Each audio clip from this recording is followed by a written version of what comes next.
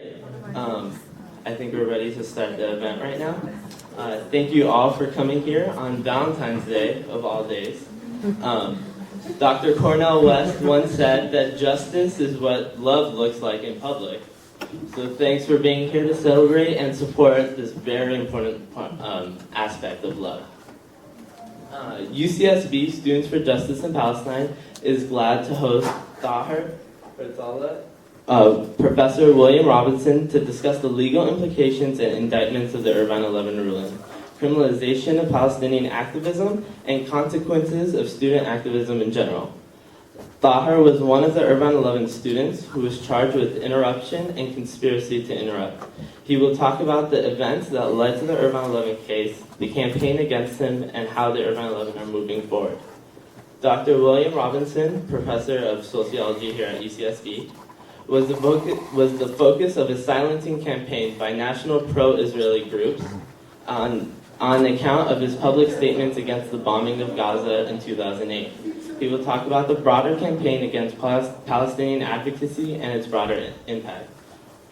Right now, we're going to start by looking at the protests that happened on February 8, 2010 at UC Irvine. This is a short video, it's 5 minutes. And then we'll have the panelists speak about with their respective comments. Thank you for coming again, and I hope you have a wonderful day. It is my absolute pleasure and honor to introduce a man that I have great respect for, Ambassador Michael Auden.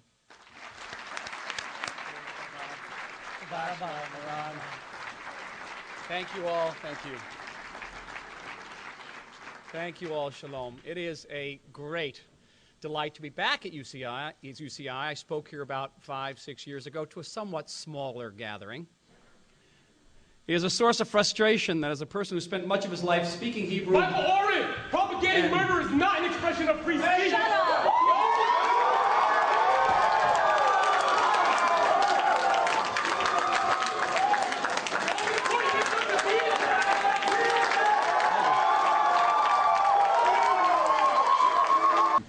Having one person do it is fine. Get it out of your system. But we're going to be polite and courteous to our guests.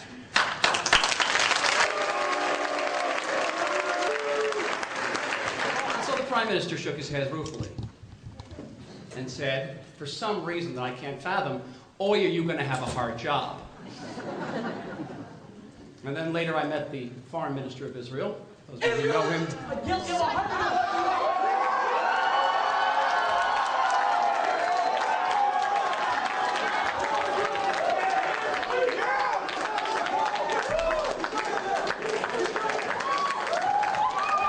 This is beyond embarrassing.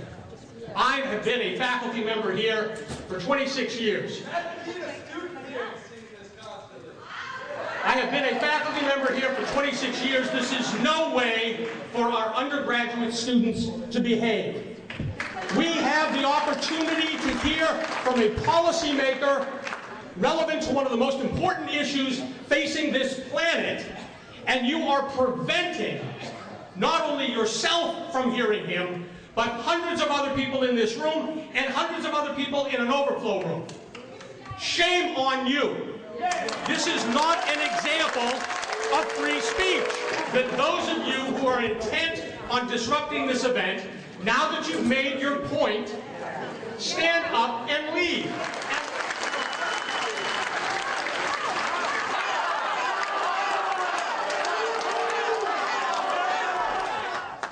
Ambassador?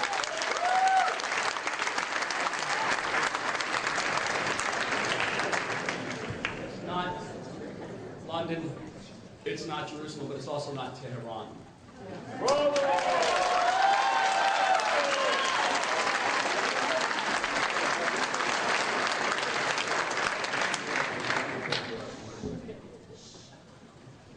And so, the Foreign Minister, not known for being queasy, looks at me and says, boy, are you going to have a hard job.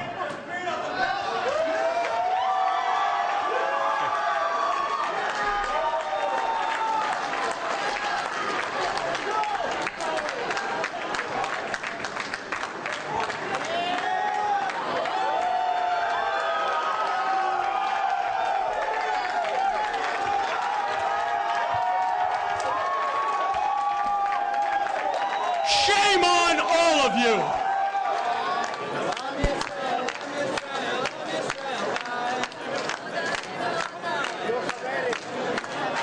So we have wasted a half hour of a very busy individual's time.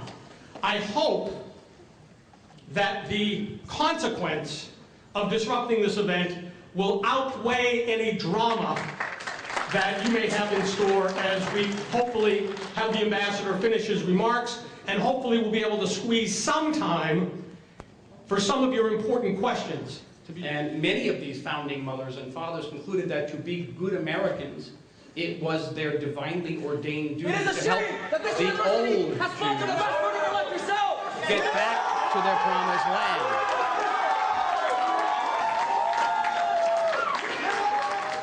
So with all that, why then was my Prime Minister, my Foreign Minister, and the person who signed it on the cell phone? You, sir, are an accomplice to genocide! Why?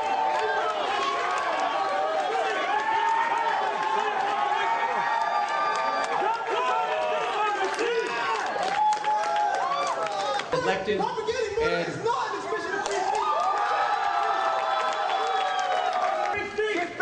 we would be concerned about that.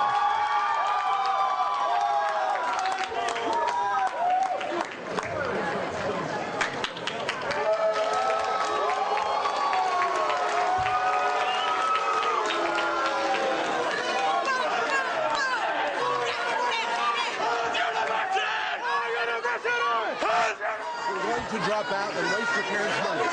You're failing your exams. You are failing. When I go to the website, I get treated like crap. Go. Get out of here. Now. Michael Oren, you will see. Palestine will be free. Michael Oren, you will see. Palestine will be free.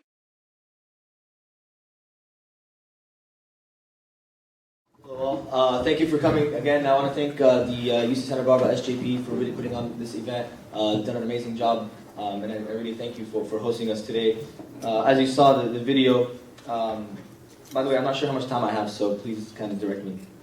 Okay, cool. And I'm definitely honored to be on the same stage with Dr. William Robinson. I've heard a lot about him and read a lot about his case.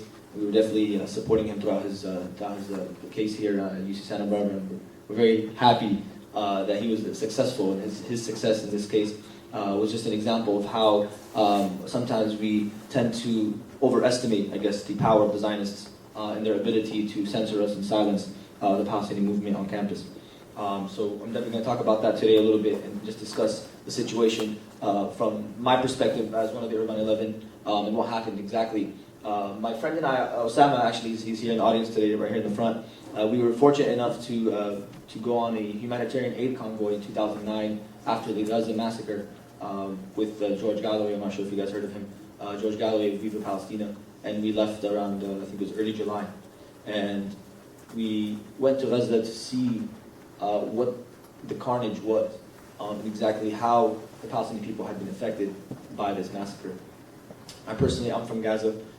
My family's from Gaza, and I had actually a few family members, 3 specifically, that died in the massacre. So it was a very personal thing for me to go and see exactly what happened, but also to be in touch with the reality on the ground. Many of us are solidarity activists here in America, and we tend sometimes to not understand the true reality on the ground as the way it is. And I think what made Dr. William Robinson's email so provocative is that it illustrated that so well. Illustrated it so perfectly, as a matter of fact, that he related it to the Holocaust in a way. It's exactly what we saw there. So when we entered Gaza, after spending a couple weeks in Egypt, we could still see the rubble the way it was. I mean, it had only been a few months after the attack, so many things were still the way they were. And the people were affected by it in many ways. Not only were they physically affected by it as far as they were wounded, or they were still in the hospital, or the rubble of the homes was still there, but also psychologically you could tell that being trapped in a cage in a 25-mile by about 3 miles square sort of cage, which is, Gaza is known to be the largest open-air prison in the world, to be stuck in that and also be bombarded at the same time, you're basically like a bunch of cockroaches in a little can and you're just being sprayed, and then whoever survives just survives. And basically that's what these Palestinians felt like in Gaza. They were really they felt that this is like this situation that is unbearable. But at the same time, they were very courageous, and the perseverance that we witnessed in Gaza was beyond that of which I've seen ever before in my life. People there were still optimistic about life. People there were still looking forward to building a better future. And I think that's something that motivated us, but also made us think like to ourselves. I think Osama could speak to that as well, is that we felt that we were not doing enough. We felt that what we were doing in the United States about just speaking out, about Palestine or trying to bring awareness was not something that was fulfilling, the true essence of what we were trying to relay to the American people about what Israeli policy does to individuals, does to human beings. And I think immediately once we found out that Michael Oren was coming to UC Irvine, I'm actually personally from UC Riverside, so I'm from a different campus.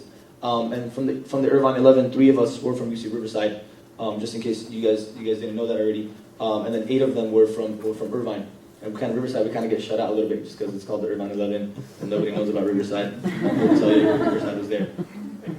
And Riverside and Irvine are not too far away from each other. It's about half an hour away. So we have close collaboration, and we're cool with the Irvine guys for a while.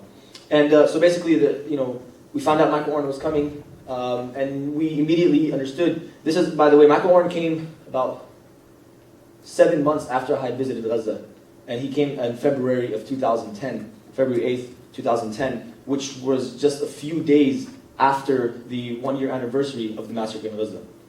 And UC Irvine was inviting him. He was invited by the UC Irvine Law School. He was invited by community Jewish organizations. And he was also invited by, I think, the Mark Petraka, who is the head of the political science department at UC Irvine. So he's being, basically, there was a red carpet rolled out for him. As you saw, there was security all over the place, Israeli flags on stage. So basically, the UC Irvine administration was not only inviting this individual to speak on an academic level, as they said, but they were complicit in what Israel had done by inviting somebody like this. They knew very well what his position was. They knew that he was the highest representative of the state of Israel in the United States as being the ambassador. And they still decided to invite somebody like that. It's as if UC Santa Barbara in the you guys didn't exist in the 1940s, but as if you guys invited Hitler basically to campus and then expected everybody to just come and listen to an academic dialogue with Hitler. I mean, that's not exactly what we were going to do. We're not going to just show up and just, have a nice dialogue with Michael Oren, someone who historically was involved in 1982 as a paratrooper with the IDF forces, which in Lebanon, which ended up in the mass murder of tens of thousands of Lebanese, and then also was the official spokesperson for the IDF during the Gaza massacre. So this man was very well trained in propaganda. He was very well trained in whitewashing Israel's crimes. We knew that very well. And we were not there to sit there and have a dialogue with him through question and answers. Question and answer with somebody who represents a state power. We are the people. People don't have a discourse with state power through question and answer. People have discourse with state power through protest. That's how we do things here, as the Occupy movement has shown us. So we wanted to make sure that we made a statement that reached Tel Aviv as well. We didn't want to just make a statement to Michael Oren personally. We want to make a statement to the university. We want to make a statement to all Israeli diplomats, and especially to the government of Israel, that we here as students on campus in America are not going to stay quiet while you guys spread your lies about what Israel is doing in the Middle East. And literally what he was talking about in his speech, kind of heard what he was saying, but he was talking about how America and Israel's relationship has been so deep that it goes beyond 1948, that it's a historical legacy that's existed for hundreds of years, and blah, blah, blah. And it was just a lot of BS. I mean, I'm surprised to consider this guy an academic. I mean, I know that some classes actually have his book on their syllabus, some history classes or poli-sci classes. And I'm just surprised because it's just his view so orientalist to a point that's just disgusting to read some of the stuff that he's written. But anyways, so we came together as a group. Some of my friends from Irvine called me and they said Michael Oren's coming, and there's a possibility that we're definitely going to do a protest, but there's a possibility of arrest. So who's down? I know Irvine guys, we have a lot of people here, but not everybody's down to get arrested, just in case they actually do arrest people. We weren't actually trying to break the law. We just wanted to protest.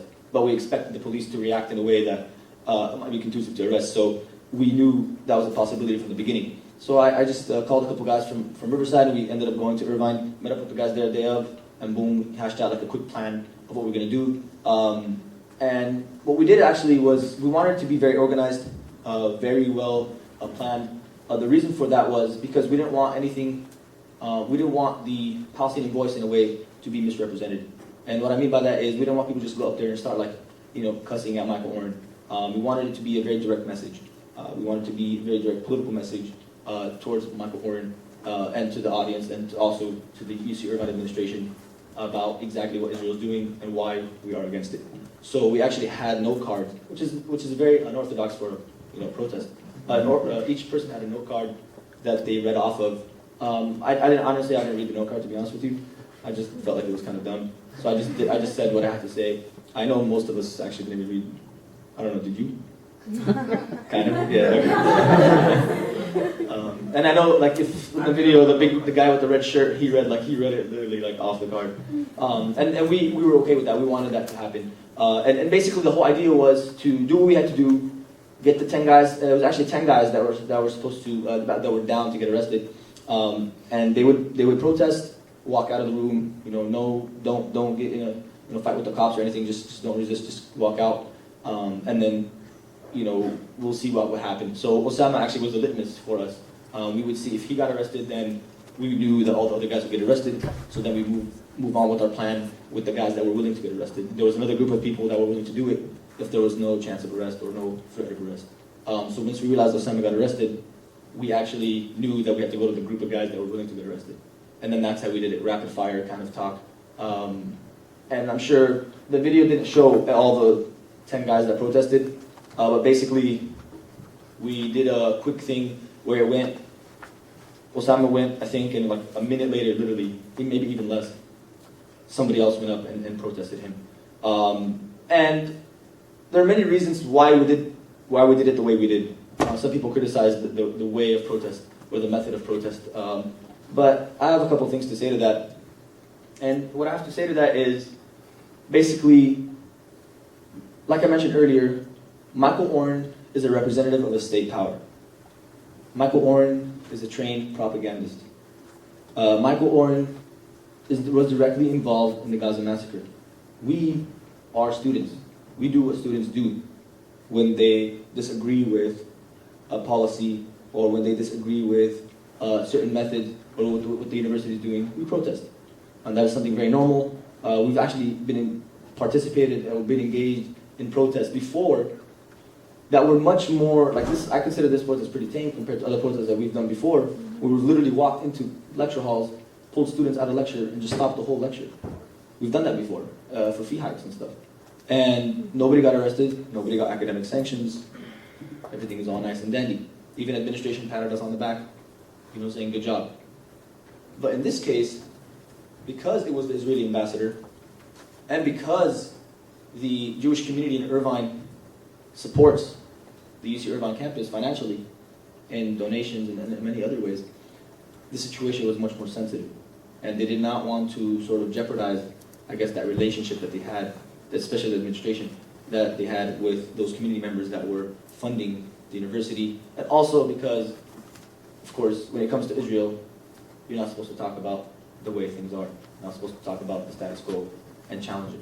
So we knew that we had to do it in a way that would, we felt at least, especially with some of us that had lost family members, we were not going to just sit there and write some questions down and ask Michael Oren, oh Michael, why did you kill Palestinians in Gaza? It's not really a way of protest. It's not I don't imagine that as a protest. I don't know if you guys do. If you do, great. Hopefully you guys are good at it. But for me, a protest is, standing up, getting in somebody's face and saying it the way it is. And that's how you protest.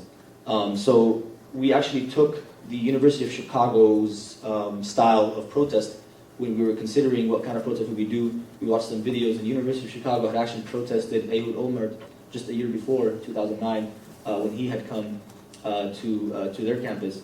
And And they did it beautifully. They had 30 people stand up individually and disrupt the speech. And none of them got arrested. None of them got academic sanctions. So we assumed the standard was that. So after we got arrested, actually, like I said, there's 10 of us originally that were willing to get arrested. The 11th, as you saw the big group of people as they were walking out at the end, they were the people that were not willing to get arrested, but they just grabbed somebody from the group and they just arrested him as well. So then we became the Irvine 11 after that. Originally it was 10 of us, but Irvine 10 doesn't sound as catchy, so it's better that it actually ended up being Irvine 11. And then, so basically we got arrested, we got a citation that day, but they let us go. Of course, then the academic proceedings, or sort of the disciplinary hearings occurred immediately after that. The university wanted to come down hard on us. Actually, immediately after the event, members of the Zionist Organization of America, and I think the Jewish Federation and the Hillel group met with Mark Yudof, the president of the UC system, and they told him, like, we need you to take care of this problem for us. It's been an ongoing problem for us on this campus, and we need you to set things straight. So Mark Yudof was more than happy, himself being a openly proclaimed Zionist. I think his wife is the president of like the National Hillel, and so he directly, as the president of the UC system, took action by putting pressure on the chancellor of the UC Irvine administration and the chancellor of UC Riverside to basically suspend some of the students as well as the organization as a whole, MSU. Even though the MSU, Muslim Student Union, did not actually plan this event, it was just individuals that came together to plan it and go ahead and protest. Because I'm not even part of the MSU at UCI, but yet they still suspended the MSU for a year, and then after appeal, they took it down to a quarter. So this is the link. This is the distance they were willing to go to basically please some individuals in the community by actually suspending an entire student organization that is very diverse. They do a lot of different things. Just Palestine aspect is just one of those things. They do a lot of humanitarian projects, but they were willing to suspend an entire organization for a year just to basically make a statement. And that's exactly what they wanted to do. About a year later, on February 7th, 2011, the district attorney, basically the California law, basically have up to a year to file misdemeanor charges. Up to, I think, 2 years to file felony charges. So the district attorney waited till the last day to file charges against us. We didn't know that the district attorney was going to file charges. We thought, whatever, he's just going to let it go. And it's not, who gets charged for protesting? It's not really something that severe. But not only did he charge us, he assigned the head of the homicide unit in Orange County to prosecute our case. Usually, head of homicide deals with like murder cases, stuff like that. But he assigned him to our case to basically deal with the situation. And himself, the district attorney, was also very, did it for political reasons as well. He thought, go after the most vulnerable element in society, young people, students, Muslims. He didn't think that we would come back and fight this thing. He thought we would just accept the plea bargain and go with it, which he offered us a plea bargain, and we decided not to go with it. And basically the trial went on, and then the trial occurred in September. Trial lasted for a month. And for a misdemeanor, that's very unusual. Usually misdemeanor trials last for like 2-3 days. Our trial lasted for a month. Jury went into deliberation for about 2-3 days, which is also very unusual for a misdemeanor case. Usually it's a couple hours, sometimes maybe a day. So a lot of things were weird about this case in that sense, is that you kind of realize how much effort they're putting into silencing student protesters, especially with regards to Israel. Nobody wants you to talk about Israel. That's the message they're trying to send. And even for those activists that are very motivated to do something for Palestine, not just protests, whether it's bringing awareness on campus or encouraging professors to speak about it in their classrooms. The process that they showed in the newspapers and on TV, just the whole trial process that they were showing, the whole message was being sent was like, look, if you want to do this, this is what you guys are going to have to go through. Basically, that was the message that was being sent. So to any of those activists that were there or that were watching across the country, they had this they were trying to send this message that the Muslim Student Union of UC Irvine, which is very well known across the country for being a very pro-Palestinian activist organization, this is what's happening to them. Imagine what's going to happen to you, low life SJP at UC Santa Barbara. Basically, that's what they're trying to say. But what actually happened is the opposite effect. The more they tried to silence us, the more intense our opposition to the state of Israel became throughout the trial process. So even the day that we got convicted, there was a big press conference. All the news media were there, about 7, 8 TV channels and like 3 radio stations and maybe 4 newspapers were there. Big old, thing. And they were asking us questions as if we were the ones victorious in the trial. And then, when they went to the DA and they asked him questions, it was as if he lost the trial because he was mad that the judge didn't give us jail time. So basically, the misdemeanors that we were charged with were based on California Penal Code 403, and that is the disruption of a public event, as well as we were charged with another one, the conspiracy to disrupt a public event. Now, when you think about it to yourself, you're thinking, conspiracy to disrupt, like, doesn't everybody plan protests? That's what you're kind of thinking about, right? You don't just walk into a room and decide, oh, hey guys, what do you guys think about protesting this? For sure, yeah, let's just do it. I don't think I've ever been to a protest that has not been planned.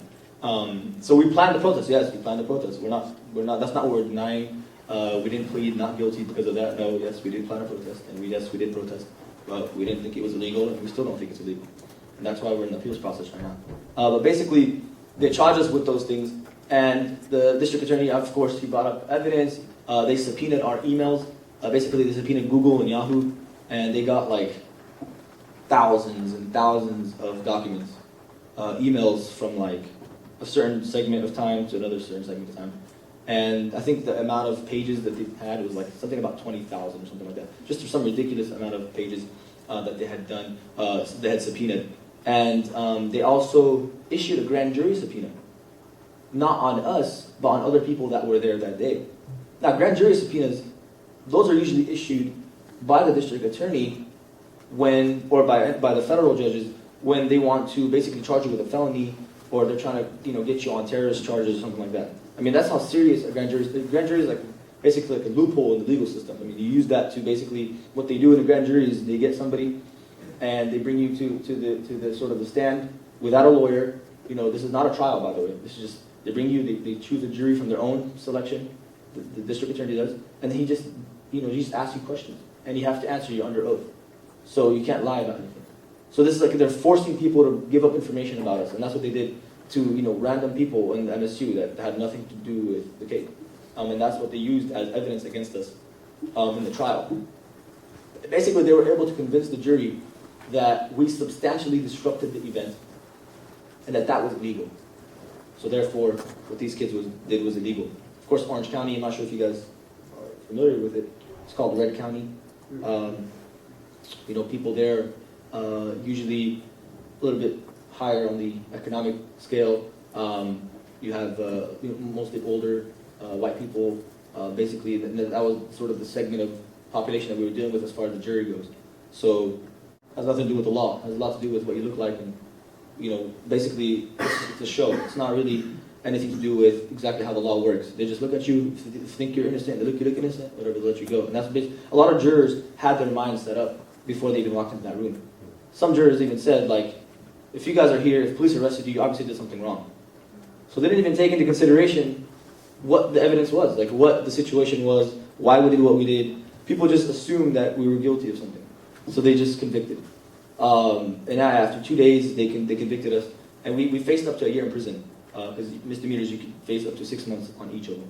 So the judge, had this opportunity, and basically from my perspective, to give us jail time, to show us really, to really give us this punishment, to show activists across the country, this is what's going to happen to you if you protest or stand up to the state of Israel. And of course, the judge decided not to give us jail time. He gave us 56 hours of community service, 3 years of informal probation, and I think it was like a $240 fine or something like that. And the DA himself was happy that we got convicted, but he was unhappy that the judge didn't give us jail time. He felt that we should have been jailed, that we should have been punished more. And that's really the stand that he took. I mean, he was so affected by the trial with negative media, because the media in Orange County and elsewhere across the country was blasting this guy for charging students. Especially when in Fullerton, California, and Orange County, police officers had just killed a homeless man. And then after our trial, who decided to try that case. So he basically delayed charging those officers until our case was over. Why? Because the head of the homicide unit was on our case. He was dealing with a misdemeanor case of students that protested. So they were using resources for that. They used, I don't even know how much resources. They investigated our case for an entire year, and basically did all the investigation they needed, found all the information they needed, and they went along with that. But what a lot of us came out with is that, like I mentioned earlier, is that the more they try to silence, the more of a determined enemy they make us, and it's just how it works with Zionism, and that's how it works with the state of Israel. Is that they've been trying so hard to basically silence student activism on campus, and as Dr. William Robinson probably will tell you from his experiences, that they will really go to any measure and any distance to really try their best to shut you down or fire you. I mean, they'll go to the furthest extent to make their statement. They won't say, please, professor, stop doing this. This is wrong. No, they'll say, we want to fire this professor for sending an email. And that's exactly what these people will do. They'll try their best to do something to the furthest extent. And what we learned is you have to fight back as hard as possible, because they're not that powerful. I mean, sure, they have some power, they have some institutional power, they have some money, but they're not that powerful. At the end of the day, change is possible when people actually are determined and continue to fight for what is right. And that's exactly what we continue to do, and that's why we're in an appeals process right now. We're hoping that in a few months we'll get an appeal fully filed and information probably released. I mean, we'll probably cover it in the media. To be honest, I'm not too sure what's going to happen with the appeal yet, but it takes usually a few months as the judges review and whatnot, and we'll hopefully hear back from them soon. But that's the message that I wanted to leave you guys with, is that no matter what attempts they make at silencing, no matter what attempts they make at neutralizing us in any way, or basically trying to build a relationship with us to silence us in some way or the other, I think it's important for us to kind of stay on what is right. And that is, we won't stop until the occupation ends. That we won't stop until the Israeli apartheid system is broken. That we won't stop until the Palestinian people are completely liberated. And that's the message that I want to leave you guys with. Thank you so much.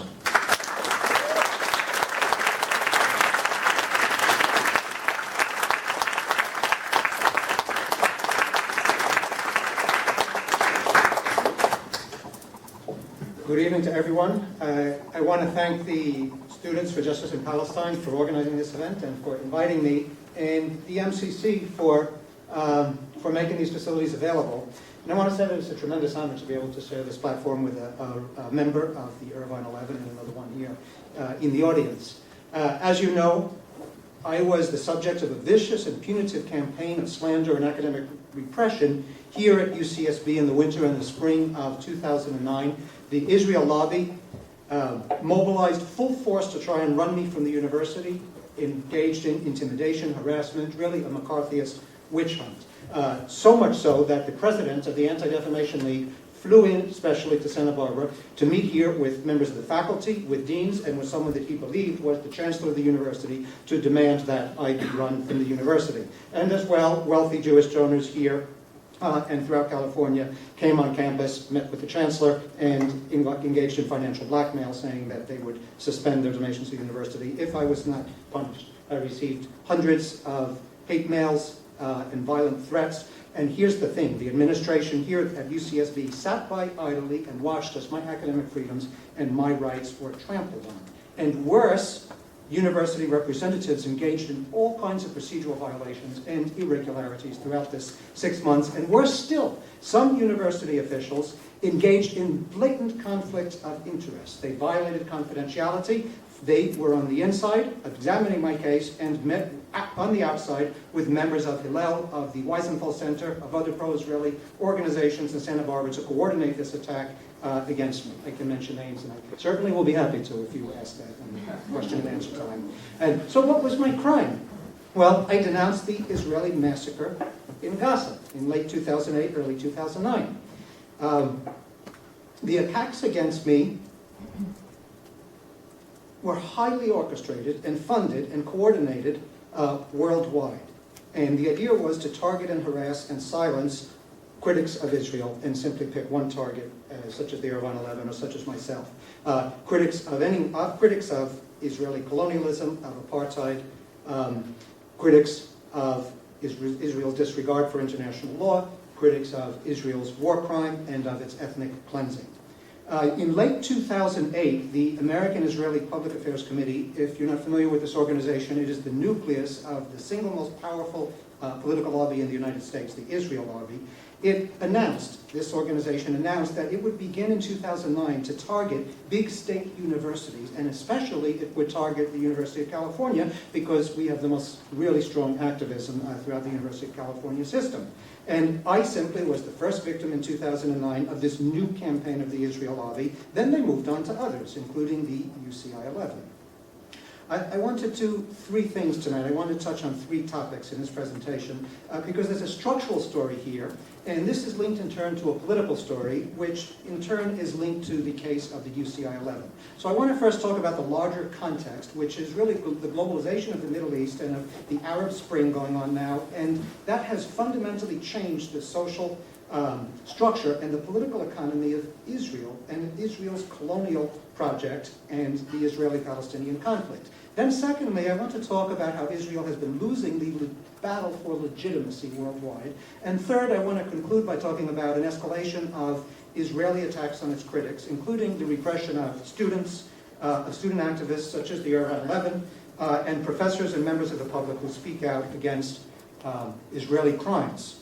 So let me start with that broader context and say that this is the broader context for the Robinson affair, for the Irvine 11 affair. The story really here is globalization and the expanding Israeli occupation of Palestine and Palestinian territories and expanding and deepening Israeli apartheid.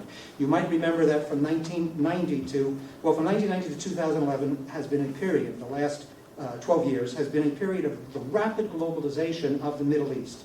And this also coincides with, you may remember, the Oslo peace process. And why did the Oslo peace process take place? Well, first has been an escalation of Palestinian resistance, 2 intifadas, and secondly, after the Cold War, transnational elites said we can't have a global economy that integrates the whole world if we have these simmering conflicts worldwide, so we're going to engage in conflict resolution. That opened the door for the Oslo peace process, but that process breaks down throughout the 1990s, and in fact, there is an escalation of the conflict. There's intensified Israeli occupation, intensified Israeli apartheid. So how do we understand that? A peace process breaks down, instead Israel intensifies its illegal activities, its war crimes. That has to be explained in the context of globalization. So in 1993, the Oslo Accords are signed, and that installs the Palestinian Authority in parts of the occupied territory. We're really talking here about Bantustan-like enclaves, no real country or state. Yet during this Oslo period, which was 1991 to 2003, the occupation greatly intensifies. Why does the Oslo peace process break down? Why does the occupation intensify? Well, for one, Oslo was never meant to meet the aspirations of the Palestinian masses for a homeland and for justice. Rather, it was intended to cultivate a Palestinian elite and to contain the expanding Palestinian struggle. But we can leave that aside for the moment because the main point I want to make here is that we need to look at how the Middle East has globalized in recent years and how that's going to bring us back to the story of the Irvine 11, actually. So as globalization arrives in the Middle East, Israel, as part of that globalization, integrates much more deeper into global capitalism on the basis of a high-tech war economy. Since the mid-1980s, the Middle East has been integrating very quickly into the global economy and society. This has involved neoliberal economic restructuring, it's involved privatizations, it involved deals with the IMF and the World Bank, austerity measures. The rich in the Middle East have gotten richer, including in Israel. The poor have gotten poorer. Unemployment is on the rise. Insecurity and worsening of conditions for the majority is on the rise. And so all of this going on in the Middle East the last 20 years generates escalating grassroots movements and protests, and pressures for democratization in the Middle East, and pressures for social justice.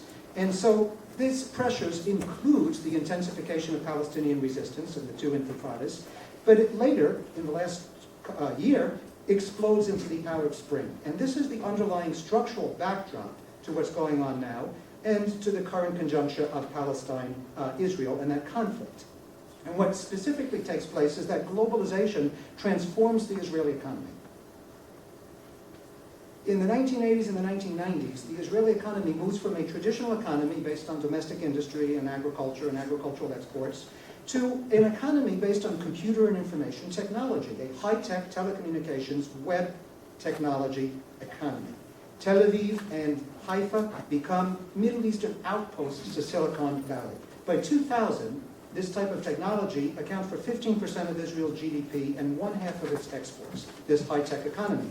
Then, after September 11, 2001, there's a further shift in Israel, the Israeli economy, to what I call a global military security, intelligence, surveillance, counterterrorism technologies complex. This Israeli technology firms now pioneer homeland security industries. And so we have the globalization of Israel in these last 20 years via, especially from 9/11, 2001, via a high-tech militarized economy. And this becomes the basis for the whole Israeli economy. And what this means is that the more warfare there is, the more conflict there is, the better it is for the Israeli economy and its war and conflict merchants. The Israeli Export Institute estimates that there are 350 Israeli corporations in 2007 that were dedicated to security, intelligence, social control system products. So we get to the first decade of the new century, and Israel's exports of counterterrorism related products, that term terrorism, I'm going to leave in quotes, and services escalates. Israel now becomes, and is as we speak, the 4th largest arms dealer in the world, larger than the United Kingdom. Its technology sector, which is largely linked to the security complex, makes up 60% of the country's exports.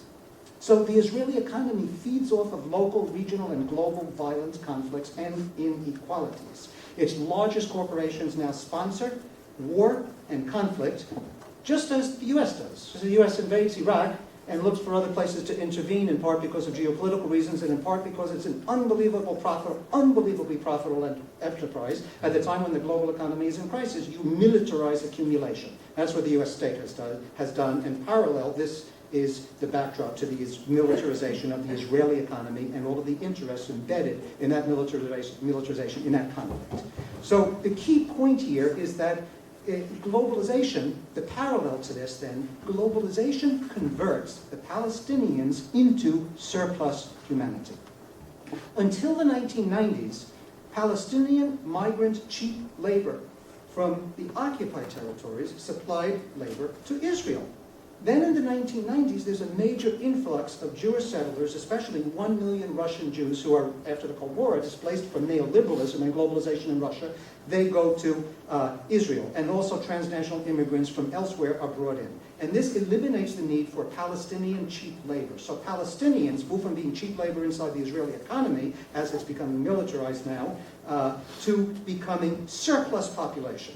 I want to quote a comment from Naomi Klein in her book, The Shock Doctrine. She writes, "Before the arrival of the Soviet refugees, Israel could not have severed itself for any length of time from the Palestinian population in Gaza and the West Bank. Its economy could no more survive without Palestinian labor than California could run without Mexicans. Roughly 130,000 Palestinians left their homes in Gaza and the West Bank every day and traveled to Israel to clean streets and build roads, while Palestinian farmers and tradespeople filled trucks with goods and sold them in Israel and in other parts of the territories." So, as this is going on, then in 1993, Israel implements its closure policy, sealing Palestinians into the occupied territories, engaging in ethnic cleansing and intensifying settler colonialism. Here we can turn momentarily to what we call the sociology of race and ethnic relations. And in that area of sociology, we identify 3 types of majority-minority relations, or the dominant groups and the oppressed groups. And the first type is what we call super-exploitation, when a section of some population their labor is super-exploited. This would be, for instance, African Americans in the United States in the 20th century, and more recently, Latino immigrants in the United States. A sector of that working class or the oppressed population is super-exploited. That's one structural relation. The second is what we call middlemen minorities. I won't go into that. I want to mention the third type of structural, ethnic, racial domination relation, and it's the most dangerous. It is when the population is not needed. Their labor, their bodies are not needed by the oppressor group, by the dominant group. Only their resources are needed. In this case, their land.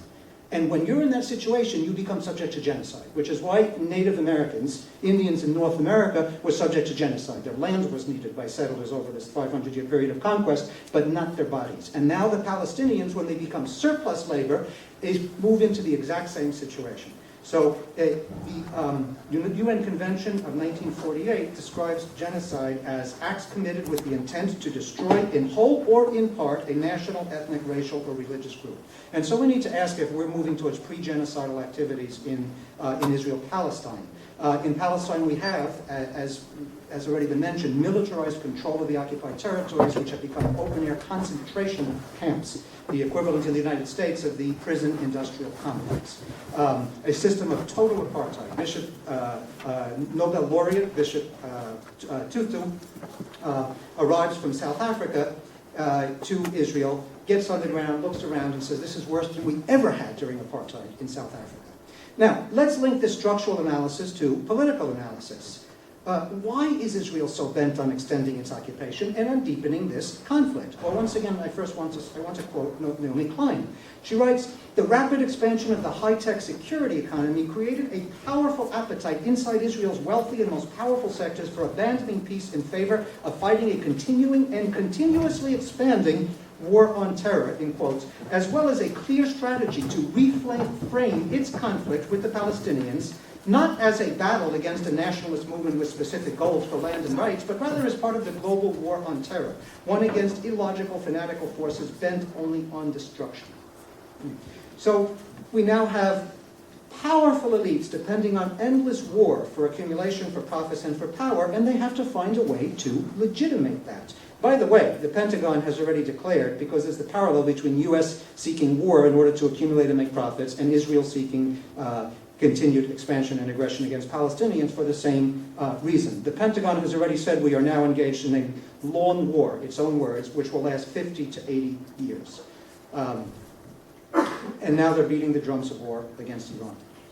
So it's in this context that Israeli colonialism expands on the heels of globalization, and that the Palestinians are pushed out of the Israeli economy while the occupation destroys the Palestinian economy in the occupied territories. In 1993, which was the year of the Israeli policy of closure, locking Palestinians in these concentration camps, per capita GNP in the occupied territories plummets by 30%. By 2007, 70% of the Palestinian population is unemployed, poverty rates are skyrocketing, there's an expanding humanitarian crisis. From 1993 to 2000, Israeli settlers in the occupied territories doubled to 400,000. And then that passes 500,000 by 2009. And as we are here speaking, settlements are expanding, and new settlements are being created in the occupied territories. And there's a total takeover of East Jerusalem. There's now a situation of fortified suburbs, restricted access roads, the security barriers, the apartheid wall. If you're familiar with what Israeli apartheid means, you're familiar with all of this. The occupied territories now constitutes a network of holding pens for millions of people who have been categorized as surplus humanity. I want to quote from Haaretz. Haaretz is the newspaper of record in Israel, the equivalent in the United States of the New York Times. On May 11, 2009, the Haaretz writes, the security industry is an important export branch. Weapons and munition refinements that are tested daily in Gaza and the West Bank, protecting the settlements, requires constant development of security, surveillance, and deterrence equipment, such as fences, roadblocks, electric surveillance, cameras, and robots. These are security's cutting edge in the developed world and serve banks, companies, and luxury neighborhoods next to shantytowns and ethnic enclaves where rebellions must be suppressed. So, colonialism, settlements, conflict are now in the interest of the powerful economic and political groups in Israel, which are tied to the whole global economy. I described Gaza at the time of the massacre there in 2008, early 2009, as Israel's Warsaw. And now I want to read at some length from a May 2009 speech I gave commemorating the Nakba with that regard. And I wrote back then, I'm now quoting myself, it will be an extended quote. Clearly drawing historical comparisons between the Israeli state behavior and Nazi behavior is a very difficult thing for defenders of Israel to swallow. It touches a raw nerve, which indeed it should. On the one hand, as one reader of a Los Angeles Times interview with me put it, if you do not like Nazi comparisons, then urge Israel not to commit Nazi-like atrocities, rather than condemn and ostracize those who make the comparison. That is, one evokes Nazis to point to Nazi-like behavior. In this regard, there is a definite parallel between the Warsaw Ghetto and Gaza. The Nazis undertook forced population transfer and then sealed off the ghetto, locking their victims in, controlling all movements, controlling what food, medical supplies, or anything else could go in or out, generating in this way a humanitarian crisis, disease and starvation, and responding with disproportionate force against the slightest sign of resistance from the ghetto. The Israelis have done the same thing in Gaza, in effect turning it into a concentration camp, a massive ghetto, as a result of the Israeli blockade of Gaza and the destruction of its food supply system. According to the United Nations, acute malnutrition in Gaza is on the same scale as the poorest nations of southern Sahara, with more than half of all Palestinian families eating only one meal a day.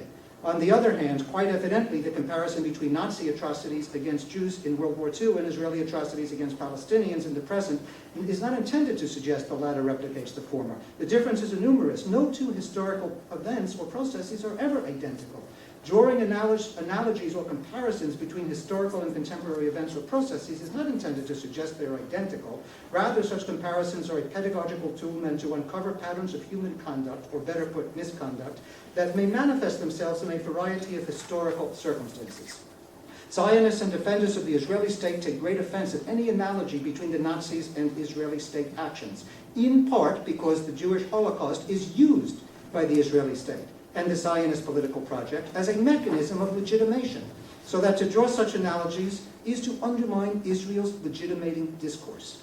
It is crucial to point this out, because that discourse has gradually come to legitimate current or proposed Israeli policies that demonstrate an ever more frightening similarity with other historical instances of genocide. The noted Jewish historian Benny Morris, who is a professor at Ben-Gurion University in the Negev, and who closely identifies with the Israeli state, gave a lengthy interview to the Israeli newspaper Haaretz, which was published in January 2004. In that interview, he referred to the genocide of Native Americans in what is today the United States in order to suggest that genocide may be acceptable.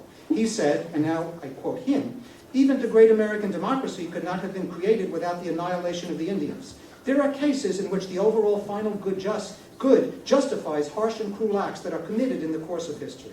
He then went on to call for the ethnic cleansing of the Palestinians, saying, and this is his quote again, "Something like a cage has to be built for them. I know that sounds terrible, it is really cruel, but there is no choice. There is a wild animal there that has to be locked up in one way or another." And of course that cage is the occupied territories. The political party of Israel's foreign minister, Avigdor Lieberman, has proposed a law to imprison for 3 years anyone who commemorates the Nakba. The Nakba, if you're not familiar, is when Israel created its state and expelled hundreds of thousands of Palestinians from the land. The proposed law amounts to criminalizing acts of memory, of collective identity, of cultural and political expression.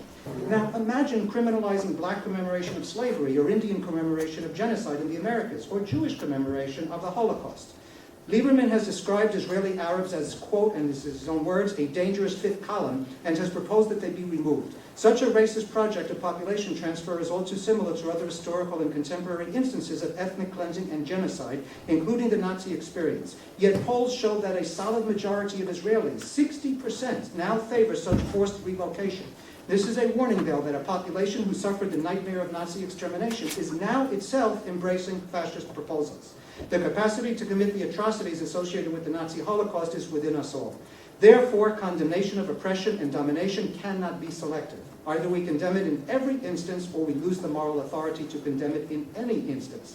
If we condemn the Nazi Holocaust, we must also condemn what I have described as a slow-motion Israeli genocide against the Palestinians.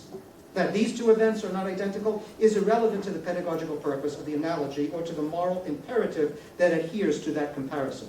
That's what I stated a year and a half ago, this speech in May 2009. Now, I want to, with that, go to the second of these 3 points, and this is the war of legitimacy.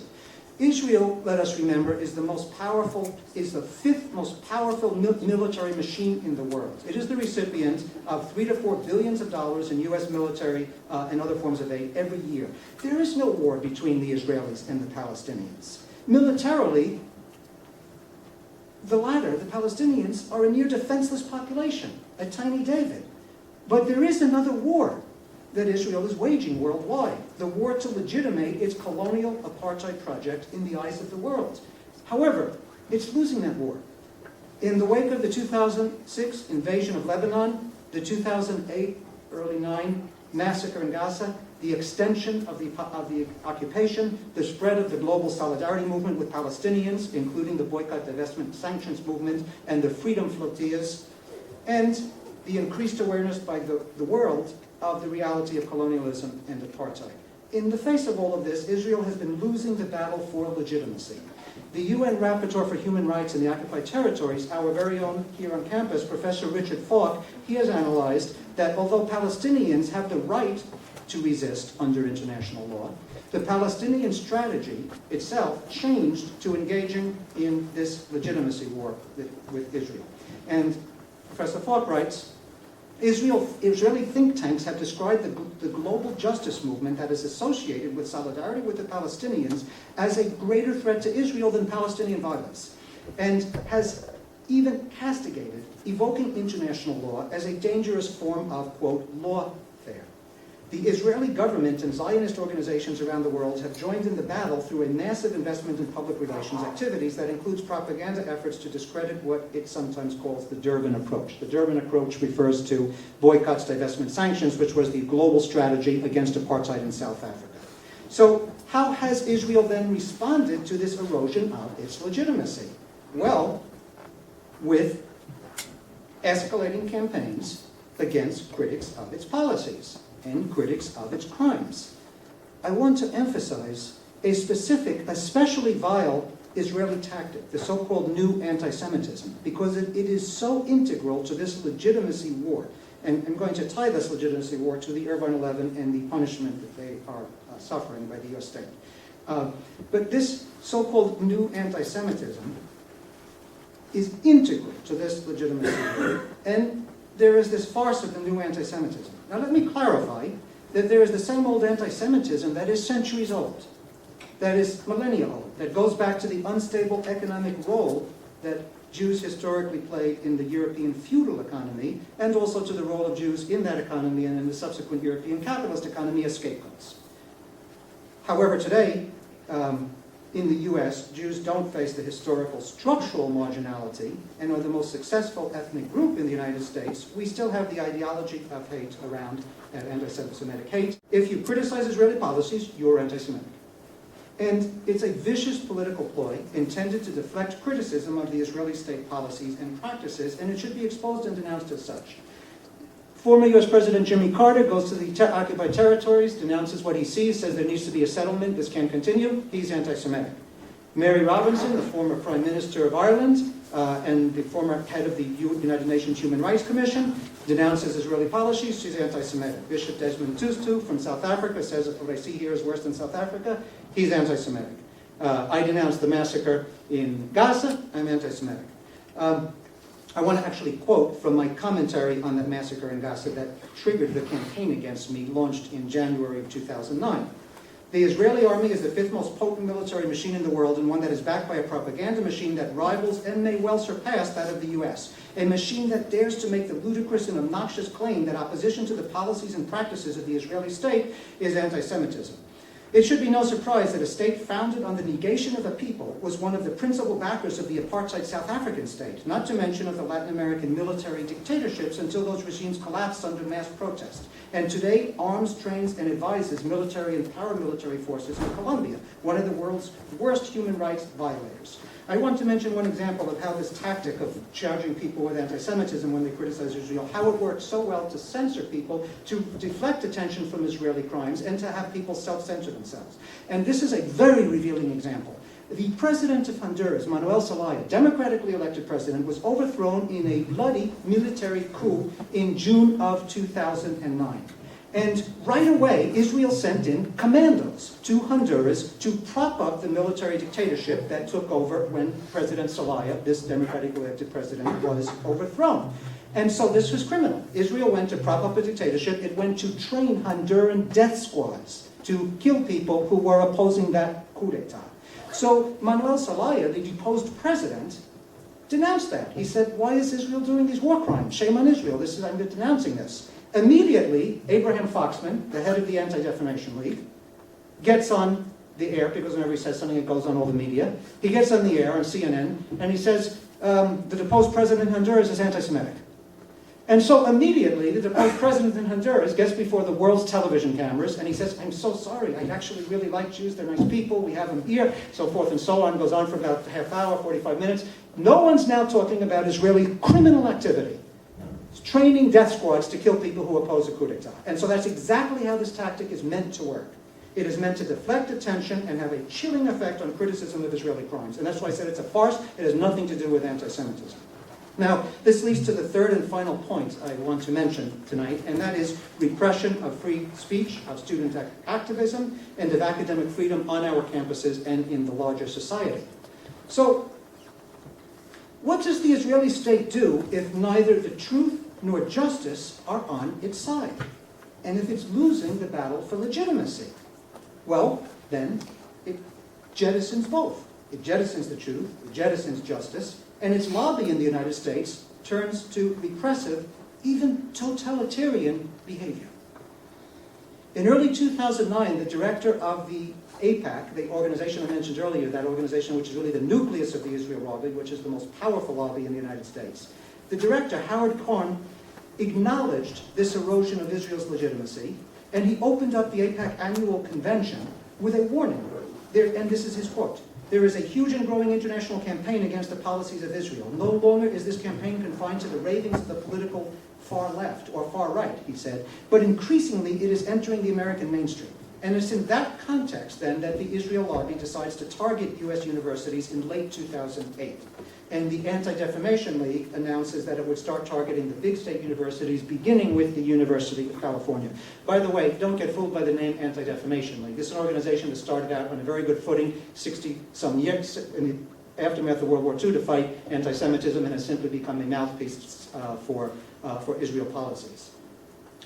So it's in this context of targeting the big state universities and making the prime example the University of California that this political apparatus then targets me in early 2009 and the Irvine 11 in 2010, and just this past year targets Professor David Klein of CSU Northridge, and so forth and so on. Persecution against myself and of the Irvine 11, what we experienced is part of a larger and well-documented pattern throughout the United States and Canada of McCarthyist repression unleashed on our university campuses against faculty and against students who dare to bring up for debate Israeli policies, much less those who would come out in support of Palestinian rights.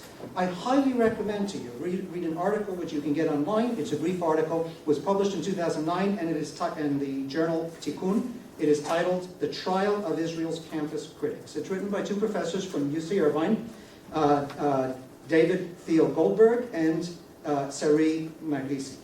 And they write in that article, no fewer than 33 distinct organizations, including the AIPAC, the Zionist Organization of America, the American Jewish Congress, and the Jewish National Fund, are gathered together today as members of or affiliates of the Israeli On-Campus Coalition, whose stated objective is to generate, quote, a proactive pro-Israeli agenda on campus. There is accordingly a disproportionate and unbalanced intervention on campuses across the country by a coalition of well-funded organizations who have no time for and even less interest in the niceties of intellectual exchange and the academic process.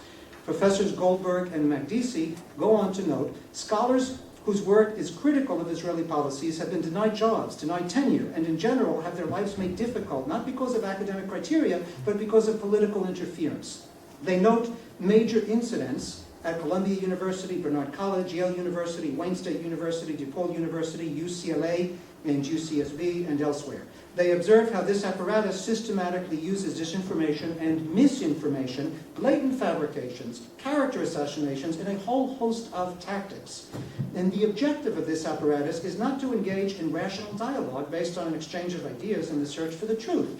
Rather, the objective here is to create an environment of fear and intimidation on and off our campuses, in which any criticism of Israeli policy is going to be subject to sanctions and to censorship. Hence, the Irvine 11. It's worth quoting Professors Goldberg and Magdisi at some length on one point, and I want you to listen very carefully to this because it is truly shocking. They write, the Hasbara Handbook, Promoting Israel on Campus, the name of this handbook that this lobby uses, which is distributed to campus activists by organizations like Stand With Us, explains that it is often better to score points than to engage in actual arguments, and offers an explanation for how, in its own words, to score points whilst avoiding debate. Point scoring, the Hezbollah handbook explains, and this is all a quote from this handbook, works because most audience members fail to analyze what they hear. Rather, they register only a few key points and form a vague impression of whose argument is stronger. Part of the strategy is to recycle the same claims over and over again and in as many settings as possible. If people hear something often enough, the document points out, they come to believe it. Let me repeat what I am reading here, because where have you heard this before? This handbook, which targeted me, which oriented how to target the Irvine 11, states, if people hear something often enough, they come to believe it. If you recognize that quote, you will know that that was said by the Minister of Propaganda of Nazi Germany, Joseph Goebbels. And he said that will be the Nazi tactic, and he called that the big lie. I want to conclude one other quote here on this handbook.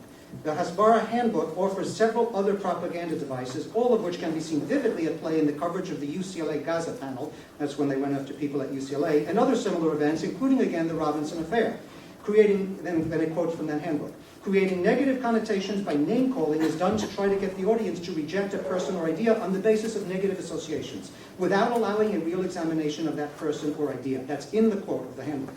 The handbook states, with remarkable bluntness in advocating this tactic, it also suggests using the opposite of name-calling to defend Israel by what it calls the deployment of glittering generalities. Again, the words directly from the handbook. Words like freedom, civilization, democracy to describe the country, Israel, manipulating the audience's fears, etc. In fact, the Israel lobby, we know, having just read this to you, has managed for many years to influence public opinion in the United States and internationally so that the perpetrators of colonialism and apartheid are portrayed as the victims. The victims are portrayed as depraved others, and their resistance is portrayed as terrorism. All this then translates into an utterly unbalanced and disproportionate response by university officials and by the state, as we saw with the Irvine 11. You may recall the same year that the Irvine 11 undertook their act of courage, that there was racist terror at the UC San Diego campus. You might remember that they lynched a straw man to scare black students, racist slurs all over the campus. That was on UC San Diego. They were met by the slap on the wrist. No expulsion, no closing their racist organizations, the racist fraternity that did that, nothing at all. They were said, that's not nice, don't do that. Yet these students at UCI, exercising their free speech rights against the official representative of a state engaged in war crimes and crimes against humanity, are criminalized. What if 11 members of an anti-apartheid group at UCI in the 1980s had heckled while South African ambassador, who had been brought to the UCI, gave a speech?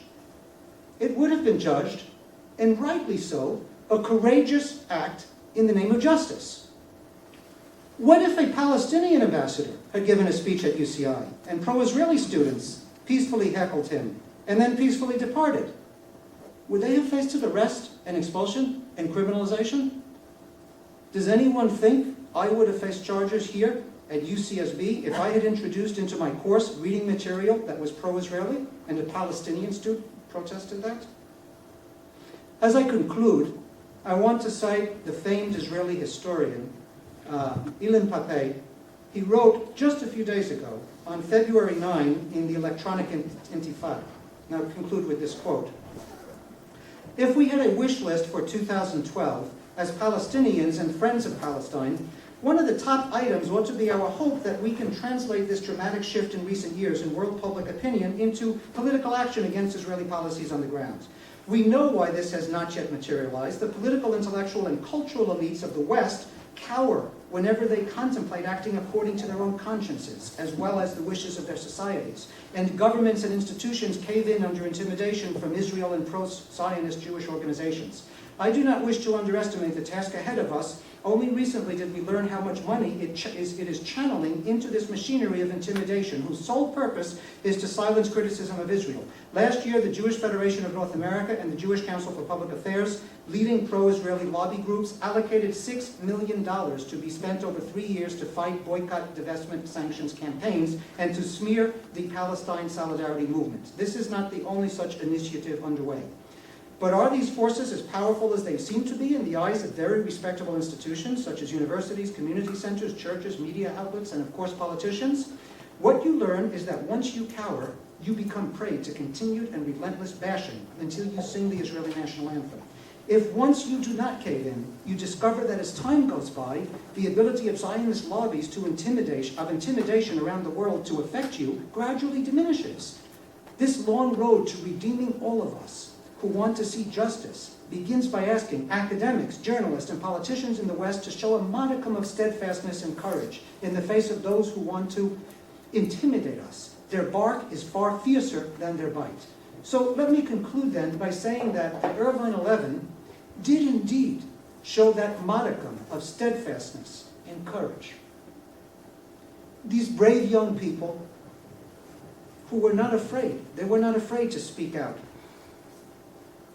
for justice. They were not afraid to speak truth to power, to stand up for social justice, irrespective of the cost.